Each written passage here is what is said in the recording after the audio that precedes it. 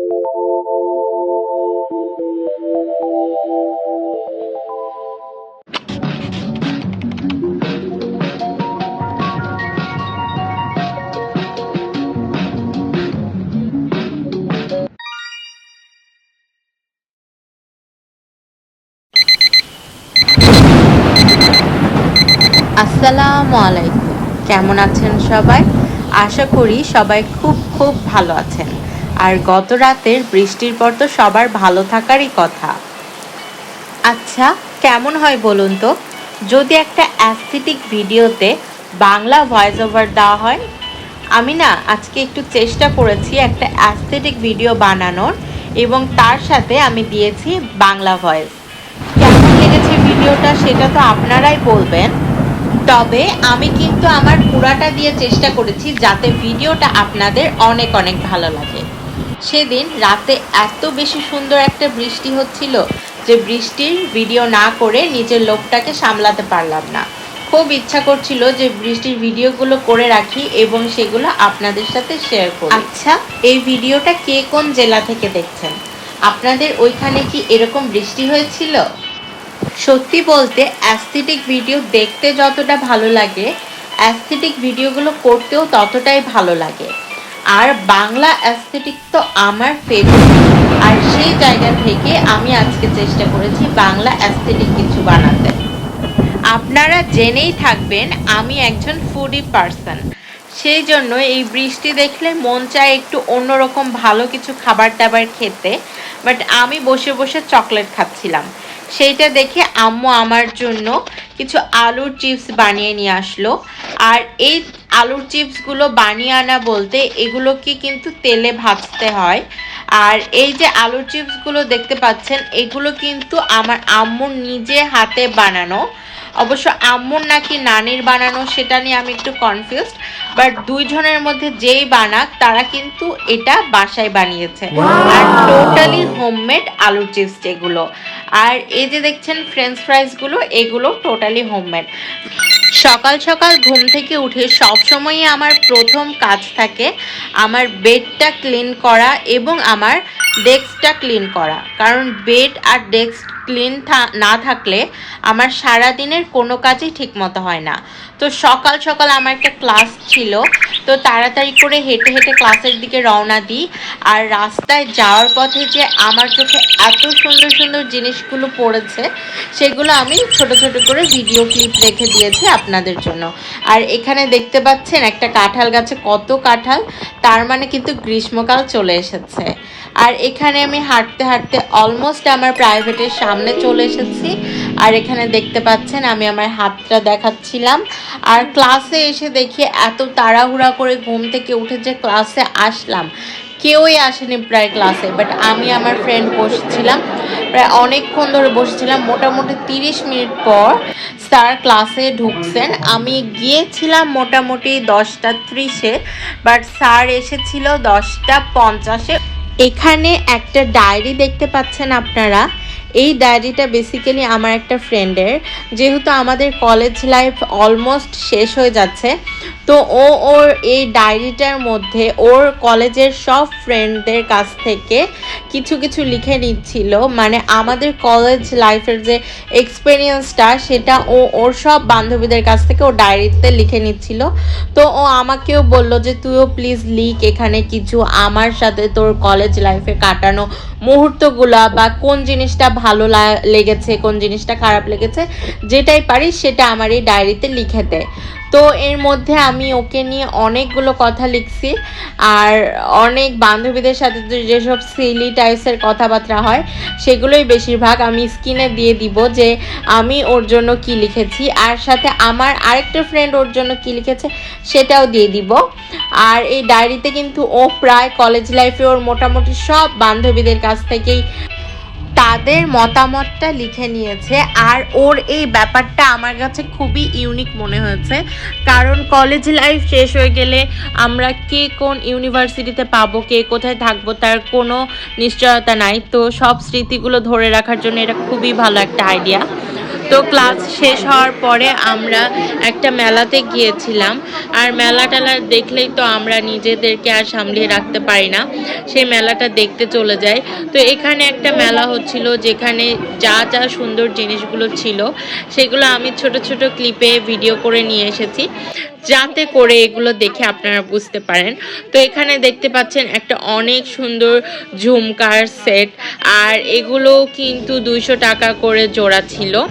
তো সেই দিন আমি মেলা থেকে ডিরেক্ট চলে যাই ব্যাংকে, আর ব্যাংক থেকে আমি 1000 টাকা তুলে নিই, কারণ আমি আজকে গিয়েছিলাম আমার আম্মুকে ঘড়ি কিনে দিতে। আমি অনেক দিন ধরে চাচ্ছিলাম যে আম্মুকে কিছু একটা গিফট করব। তো এখানে দেখতে পাচ্ছেন একটা ঘড়ি আমাদের চয়েস হয়ে গিয়েছিল, আর মাশাআল্লাহ আম্মুর হাতে অনেক মানাচ্ছিল। বাট আমার লাক সবসময় এত খারাপ কেন বলেন তো? সব সময় আমার লাকটাই খারাপ হতে হয়। ঘড়ির দোকানের এক্স্যাক্টলি সামনে দিয়ে আমাদের কলেজের বাসটা যাচ্ছিল। কলেজ লাইফে এই বাসের সাথে কিছু কিছু স্মৃতি জড়িয়ে আছে, যদিও কলেজ লাইফটা চোখের নিমিষে পার হয়ে গেছে, অত একটা কোনো স্মৃতি তৈরি করার মতো সময় হয়ে ওঠেনি। বাট সেই ছোট্ট আর অল্প সময়ের মধ্যেই যা স্মৃতি সেগুলোই অমূল্য আসলে। তো এখানে আমাদের কলেজের বাসটা দেখে আমার সেই সব কথা মনে পড়ে গেল। আজকে আমি একটা টেবিল ল্যাম্প কিনেছি। আপনারা কি গেস করতে পারবেন এই 3টা টেবিল ল্যাম্পের মধ্যে আমি কোন কালারটা সিলেক্ট করেছি? তো আমি প্রচুর টায়ার্ড ছিলাম, এক্সস্টেড ছিলাম, তারপরেও ল্যাম্পটা কিনতে পেরে আমার খুবই ভালো লাগছিল, কারণ আমি অনেক দিন ধরে চেয়েছিলাম একটা ল্যাম্প কিনতে। তো আমি আমার লাক খারাপ কেন বললাম, তার কারণটা হচ্ছে এখানে যে 500 টাকাটা দেখতে পাচ্ছেন, আমি তো আপনাদেরকে দেখালাম আজকে আমি অ্যাকাউন্ট থেকে 1000 টাকা তুলেছিলাম। তো আমি কিন্তু বুথ থেকে টাকা তুলেছি, তারপরেও আমাকে একটা ছেঁড়া টাকা দেওয়া হয়েছে, যে ছেঁড়া টাকাটা ঘড়ির দোকানদার আঙ্কেল নেননি। এই কারণে বেসিক্যালি আমি আম্মুকে সেদিন ঘড়িটা কিনে দিতে পারিনি। আমি আসলে টাকা তোলার সময় ঠিকমতো লক্ষ্য করিনি, কারণ এটা আমার মাথায় আসেনি যে বুথ থেকে টাকা তোলার পরেও টাকাটা ছেঁড়া আসতে পারে বা টেপ লাগানো আসতে পারে। তো ওই কাগজটার নিচের অংশটা পুরাটাই টেপ লাগানো ছিল, যেটা দেখে আর ঘড়ির দোকানদার তো টাকা নিল না। আর আমি টাকা তুলেছিলাম বেসিক্যালি ল্যাম্প কেনার জন্য আর আম্মুর ঘড়ি কেনার জন্য। বাট আম্মু বললো তোমার ল্যাম্পটা দরকার, তুমি ল্যাম্পটা কিনো, ঘড়ি পরে কিনে দিও। এই কারণে আসলে ঘড়িটা চয়েস হওয়ার পরেও কিনতে পারিনি। তো বাসায় এসে আমি তাড়াতাড়ি করে গোসল করে নিয়েছি, আর গোসল করার পরে হেয়ার ড্রায়ার দিয়ে তাড়াতাড়ি করে চুলটা শুকিয়ে নিয়েছি। আর আজকে কিন্তু আরেকটা জিনিসও কিনেছি। এই ট্রাইপডটা আমার বেস্ট ফ্রেন্ড আমাকে গিফট করেছিল অনেক আগে, মোটামুটি 3 বছর আগে। বাট এইটার যে মাথার অংশটা ছিল সেটাতে আমার ফোনটা ফিক্স হতো না। তো এই মাথার অংশটা জাস্ট আজকে কিনেছি, আর এতটুকু মাথার অংশটার দামই 200 টাকা নিয়েছে আমার কাছে। দারাজে এটার দাম 50 টাকা ছিল, আমি স্ক্রিনে ছবি দিয়ে দিব। বাট রিয়েল লাইফ কিনতে গিয়ে এটা আমার কাছে 200 টাকা নিয়েছে। যদিও দারাজে অর্ডার দিলে delivery charge and etcetera etcetera দিয়ে মোটামুটি 200-র বেশি হয়ে যেত, তারপরেও এখানে এসে আমাকে 200 টাকা দিয়ে কিনতে হলো দোকানে গিয়ে। সমস্যা নেই, এটা কিনেছি আপনাদেরকে সুন্দর সুন্দর ব্লগ ভিডিওগুলো উপহার দেওয়ার জন্যই। তো এখানে গোসল করার পরে আমি নিজের কিছু স্কিন কেয়ার অ্যান্ড হাত পায়ে বডিতে কিছু লোশন টোশন দিচ্ছিলাম, সেগুলোরই অল্প করে ভিডিও করে রাখছি। আর এই ভিডিওটা আমার ট্রাইপডের সাহায্যে করছি। এতদিন যে ভিডিওগুলো করার সময় আমার কতটা ঝামেলা হয়েছে, জাস্ট ট্রাইপডের ওই মাথাটা ছিল না, থাকলে আমাকে এতটা ঝামেলা করতে হতো না। তো ইনশাআল্লাহ এরপর থেকে আরও সুন্দর সুন্দর ভিডিও আসবে, আর এই ভিডিওগুলো করতে আমার আর ঝামেলা হবে না। তো এখানে আমি সুন্দর মতো ফোনটা ফিক্স করে এখানে আমি ভিডিওটা করতে পারছিলাম। এটা দেখে আমার খুবই আনন্দ লাগছিল যে যাক অন্তত টাকাটা ওয়েস্ট হয়নি। আচ্ছা, এখানে একটু আমি গোসলের পরে আফটার কেয়ার হিসেবে কি করছি সেটা একটু শর্টে আপনাদেরকে বলে দিই, কারণ আপনারা হয়তো দেখে বুঝতে পারছেন না। তো এখানে আমি আফটার কেয়ার হিসেবে ফেসটাকে ময়শ্চারাইজ করেছি, দেন ভ্যাসলিন দিয়ে ঠোঁটটাকে ময়শ্চারাইজ করেছি, আর তারপর হাত পায়ের জন্য আমার যে হোমমেড লোশন আছে সেটা দিয়ে আমি হাত পাটাকে ময়শ্চারাইজ করে নিয়েছি। তো এত সব কাজ করতে করতে নামাজের অনেক দেরি হয়ে যাচ্ছিল, তাই তাড়াতাড়ি করে এই কাজটা শেষ করে নামাজ পড়ে নিয়েছি। এরপরে চলে গিয়েছি খেতে। আর আজকে খুবই টেস্টি টেস্টি খাবার রান্না করা হয়েছিল। তো এখানে সিমের একটা ভাজির মতো করে রান্না করছিল আম্মু।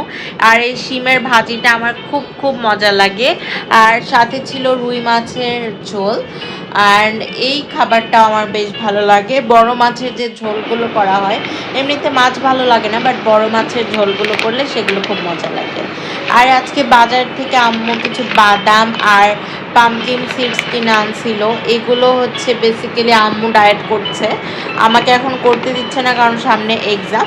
তো আম্মু ডায়েট করার জন্য কিনে আনছে। অ্যান্ড আমি একটু অ্যাস্থেটিক ক্লিপ নেওয়ার জন্য এগুলো একটু নিয়ে এসে আপনাদেরকে দেখাচ্ছিলাম। আর দেখতে দেখতে আমি অনেকগুলো খেয়ে ফেলছি। আর এই পামকিন সিডগুলো কিন্তু আমার খুবই খুবই ভালো লাগে।